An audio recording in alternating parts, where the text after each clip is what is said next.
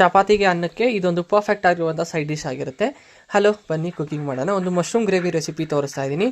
ಇದನ್ನು ಮಾಡೋದಕ್ಕೆ ನಾನಿಲ್ಲಿ ಒಂದು ಪ್ಯಾನ್ಗೆ ಎಣ್ಣೆ ಹಾಕ್ಕೊಂಡಿದ್ದೀನಿ.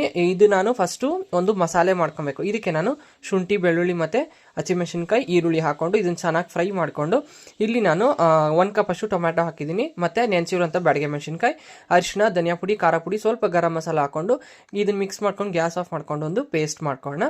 ಇಲ್ಲಿ ನಾನು ಇನ್ನೊಂದು ಪ್ಯಾನ್ಗೆ ಸ್ವಲ್ಪ ಎಣ್ಣೆ ಹಾಕ್ಕೊಂಡು ಈರುಳ್ಳಿ ಮತ್ತು ಮಶ್ರೂಮ್ ಹಾಕ್ಕೊಂಡು ಮಶ್ರೂಮ್ ಸ್ವಲ್ಪ ಕುಕ್ ಆಗೋವರೆಗೂ ಸಾತೆ ಮಾಡ್ಕೊಳ್ಳೋಣ. ಸೊ ಇದು ಒಂದು 2 ನಿಮಿಷ ಬೇಗನೆ ಕುಕ್ ಆಗಿಬಿಡುತ್ತೆ ಇದು. ಸೊ ಇದನ್ನು ಮಾಡಿಕೊಂಡು ಇದಕ್ಕೆ ನಾನು ರುಬ್ಬಿರುವಂತಹ ಮಸಾಲೆ ಮತ್ತು ರುಚಿಗೆ ತಕ್ಕಷ್ಟು ಉಪ್ಪು ಹಾಕ್ಕೊಂಡು ಇದ್ರ ಮೇಲೆ ಸ್ವಲ್ಪ ನೀರು ಹಾಕ್ಕೊಂಡಿದ್ದೀನಿ. ನನಗೆ ಗ್ರೇವಿ ಸ್ವಲ್ಪ ಗಟ್ಟಿ ಬೇಕು, ನಿಮಗೆ ಬೇಕಾದ್ರೆ ತೆಳಬೇಕಾದ್ರೆ ಸ್ವಲ್ಪ ನೀರು ಜಾಸ್ತಿನೇ ಹಾಕೊಬೋದು. ಸೊ ಇದು ಚೆನ್ನಾಗಿ ಕುದಿಯೋದಕ್ಕೆ ಸ್ಟಾರ್ಟ್ ಆದಾಗ ಇದಕ್ಕೆ ಮೇಲೆ ನಾವು ಸ್ವಲ್ಪ ಕೊತ್ತಂಬರಿ ಉದುರಿಸ್ಕೊಂಡು ಗ್ಯಾಸ್ ಆಫ್ ಮಾಡ್ಕೊಂಡು ಚಪಾತಿಗೆ ಅನ್ನಕ್ಕೆ ಸರ್ವ್ ಮಾಡಿದ್ರೆ ಸಖತ್ ಸಿಂಪಲ್ ಆ್ಯಂಡ್ ಕ್ವಿಕ್ಕಾಗಿ ಈ ಒಂದು ಟೇಸ್ಟಿ ಆಗಿರುವಂತಹ ಮಶ್ರೂಮ್ ಗ್ರೇವಿ ರೆಸಿಪಿ ರೆಡಿ ಆಗುತ್ತೆ. ಯಾರೆಲ್ಲ ಹೊತ್ತಿಗೆ ನನ್ನ ಚಾನಲ್ ನೋಡ್ತೀರಾ ಪ್ಲೀಸ್ ಸಬ್ಸ್ಕ್ರೈಬ್ ಮಾಡಿ. Thanks for watching. ಬಾಯ್.